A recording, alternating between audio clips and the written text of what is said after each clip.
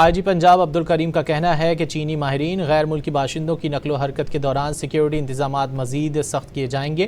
افغانیوں سمیت غیر قانونی مقیم تمام غیر ملکی باشندوں تارکین وطن کی انخلاء مہم میں تیزی لائی جا رہی ہے۔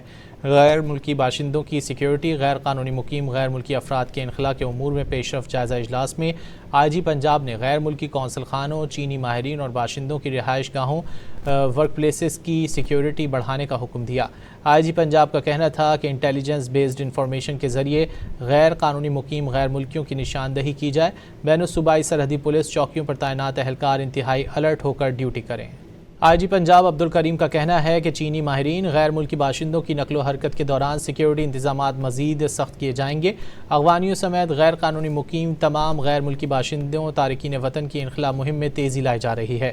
غیر ملکی باشندوں کی سیکیورٹی، غیر قانونی مقیم غیر ملکی افراد کے انخلاء کے امور میں پیش رفت جائزہ اجلاس میں آئی جی پنجاب نے غیر ملکی قونصل خانوں، چینی ماہرین اور باشندوں کی رہائش گاہوں، ورک پلیسز کی سیکیورٹی بڑھانے کا حکم دیا۔